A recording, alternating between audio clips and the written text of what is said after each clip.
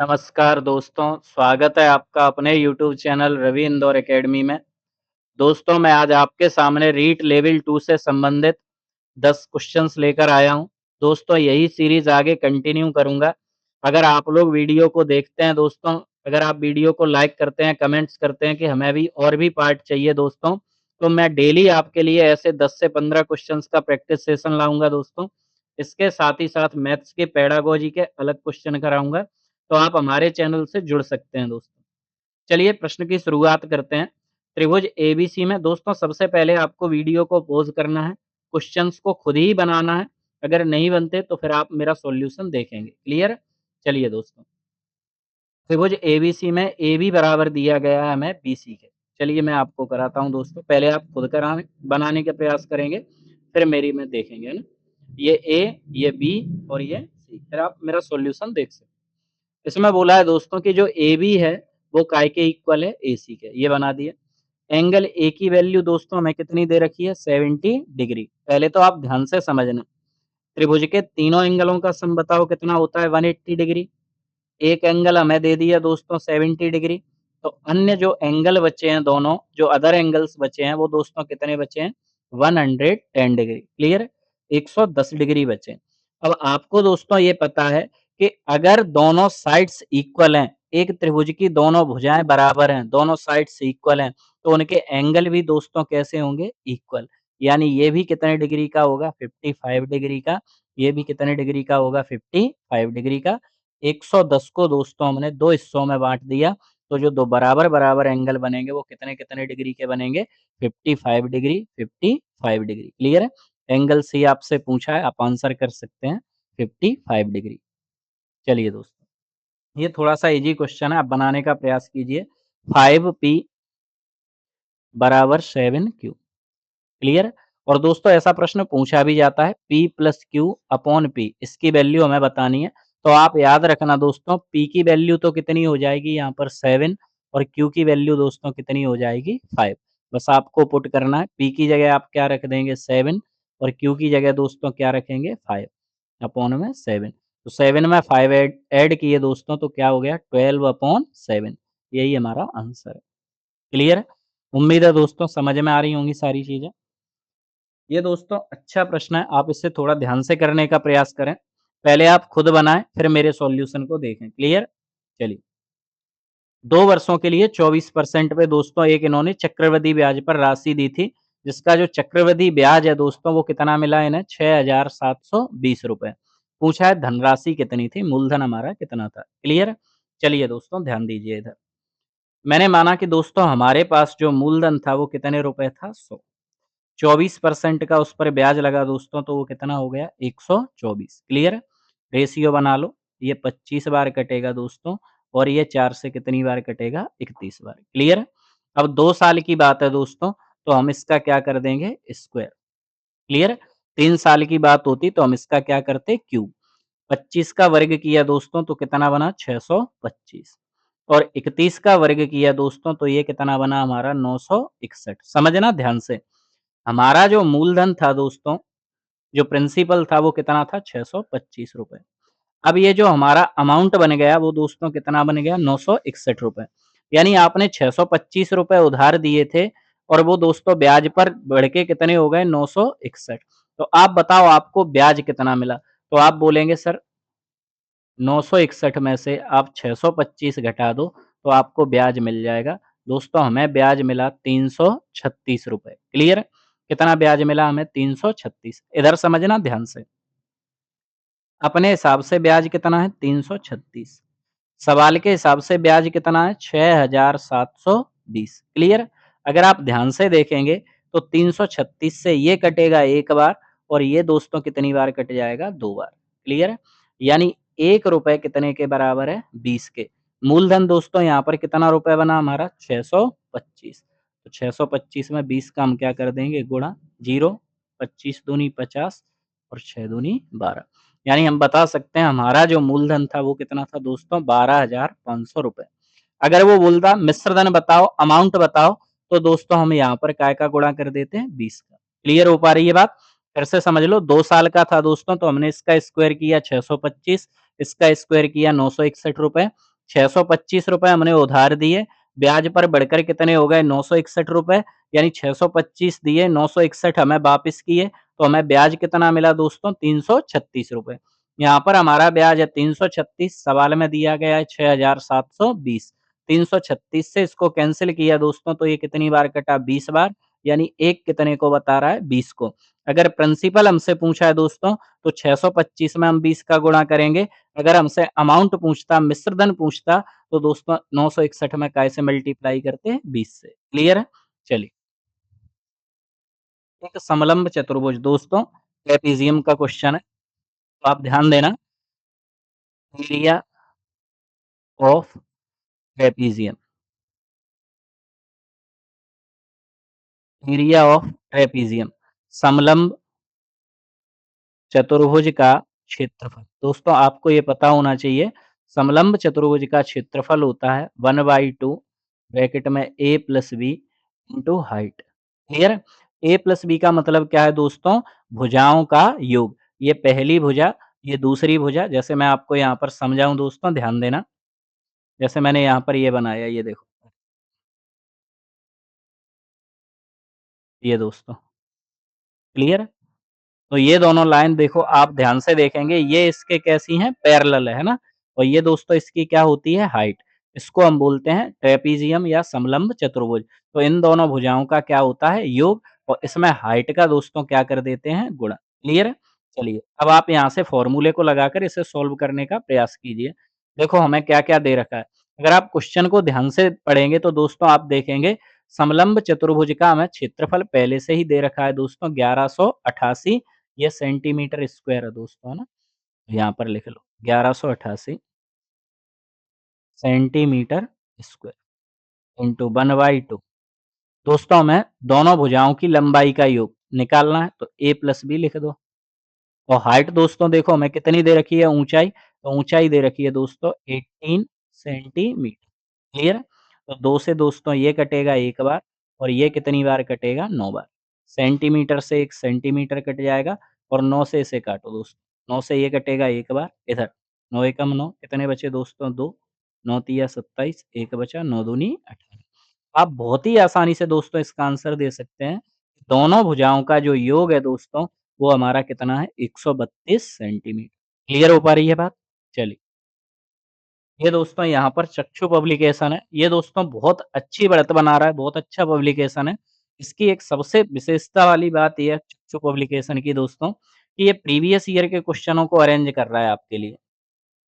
Previous year questions को arrange कर रहा है। दूसरा दोस्तों, उसी के सिमिलर आपको क्वेश्चन दे रहा है प्रैक्टिस करने के लिए।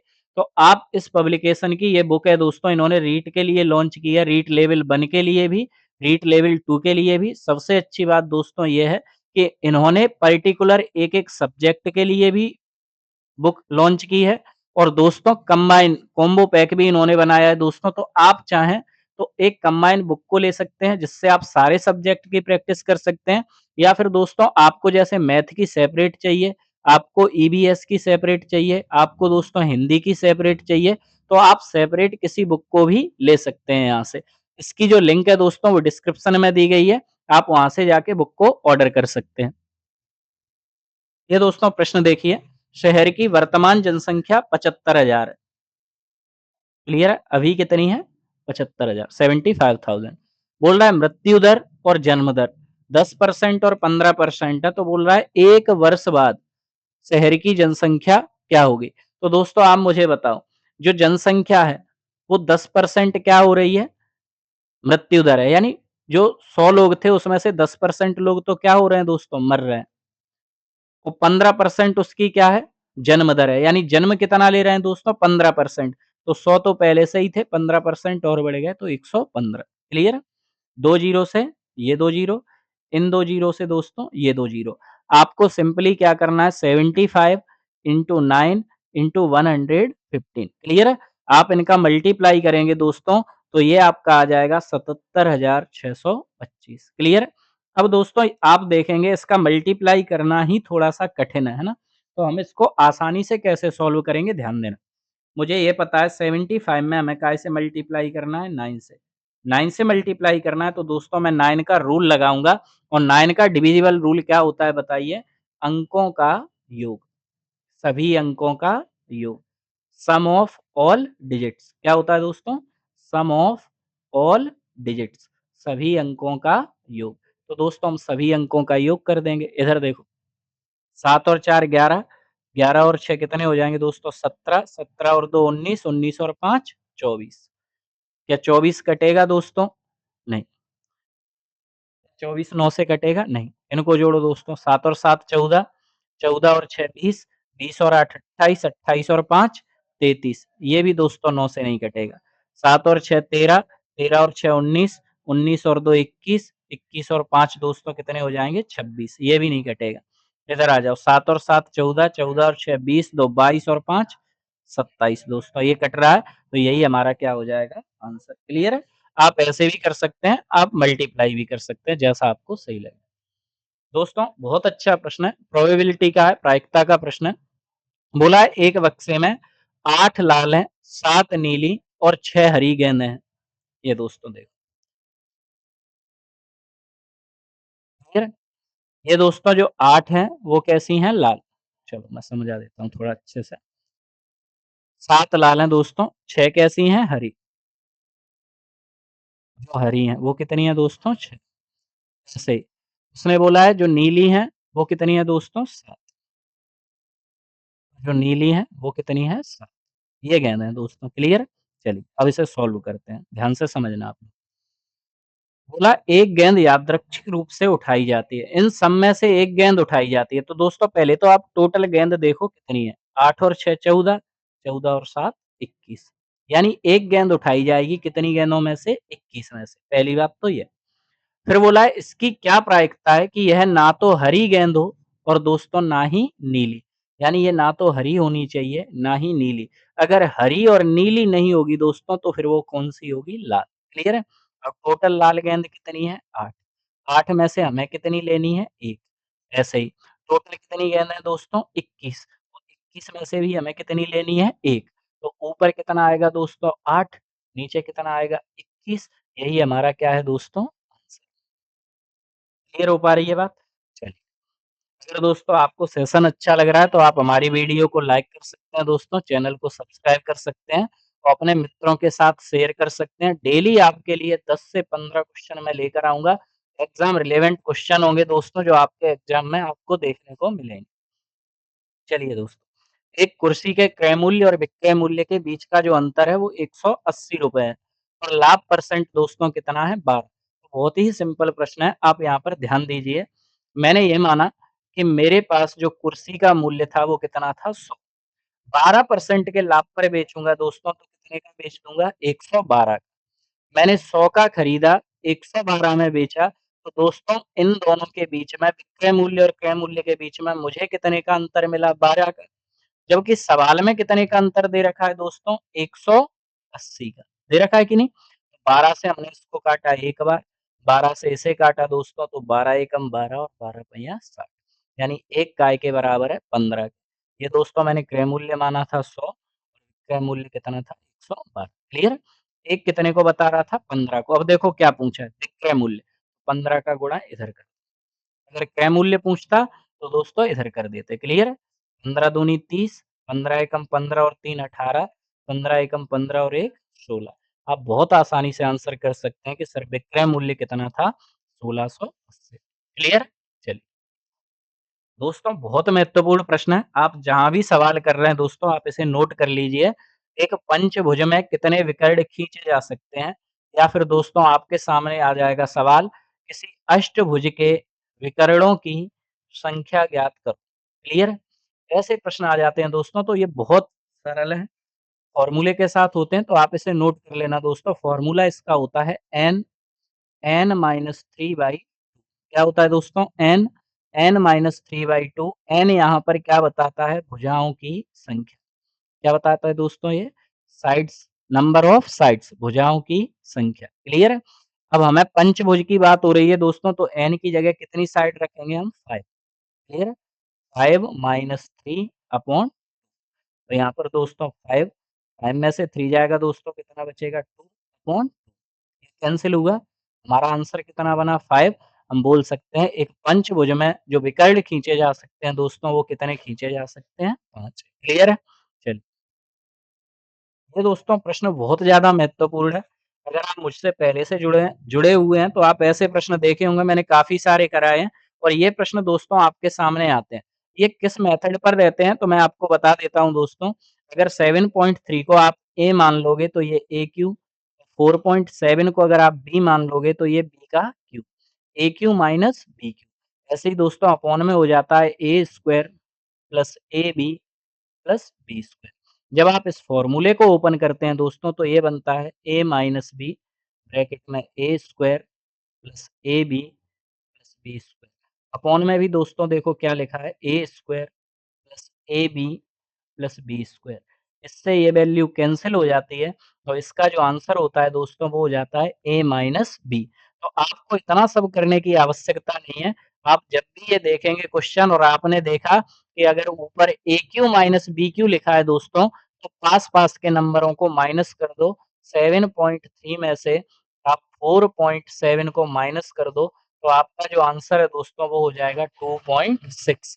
क्लियर है? अगर यहीं पर दोस्तों प्लस लगा होता, तो आप सिंपली इन दोनों नंबरों को क्या कर देते? जोड़ देते। क्लियर है? अगर माइनस लगा है, तो दोनों नंबरों को आप माइनस कर दो। अगर प्लस है दोस्तों, तो आप सिंपली इन दोनों नंबरों को क्या कर देंगे? प्लस। महत्वपूर्ण क्वेश्चन है दोस्तों। अगर आपसे बन रहा है अच्छी बात है, नहीं बन रहा आप नोट कर लो। क्वेश्चन आपको डेफिनेटली देखने के लिए मिलेगा। दोस्तों ये प्रश्न है, यदि a प्लस बी बराबर c हो, तो a square plus B square minus C square plus 3abc बराबर क्या होगा? ये प्रश्न है दोस्तों। कैसे आप सॉल्व करेंगे इसे? एक तरीका तो ये है दोस्तों कि a प्लस बी बराबर सी, ये गिवन है मैं। ए बराबर 1 मान लूँ, बी बराबर 1 मान लूँ, सी बराबर 2 मान लूँ। और यहाँ पर दोस्तों अगर ए बराबर 2 मान लूँ, बी बराबर 2 मान लूँ, तो सी बराबर कितना हो जाएगा? 4। लेकिन जब आप इन वैल्यू को पुट करेंगे दोस्तों, तो इसका आंसर अलग आएगा और इसका आंसर अलग आएगा। इसका मतलब हम जो थिंक कर रहे हैं, जो सोच रहे हैं दोस्तों, वो कैसा सोच रहे हैं? गलत। सही से समझना है, तो आपको सवाल को, एक तो ये दोस्तों प्रॉपर्टी है, तो आप इसको सिंपली सीधा-सीधा याद रख सकते हैं, क्या आंसर होगा। a प्लस बी बराबर c और a square plus B square minus C square plus 3abc दिया होगा, तो उसका आंसर डायरेक्टली कितना होता है? 0। होता कैसे है, मैं समझाता हूँ। एक इक्वेशन है, 3 वेरिएबल हैं दोस्तों, तो हम एक वेरिएबल को किसी को भी क्या मान लेंगे? 0, शून्य, है ना? तो मैंने a बराबर अगर 0 लिया दोस्तों, बी बराबर मैंने अगर 1 लिया, तो सी बराबर भी दोस्तों कितना हो जाएगा? 1। क्लियर है? ए बराबर मैंने कितना रख दिया? 0, बी की वैल्यू 1, सी की वैल्यू दोस्तों कितनी रख दी? 1।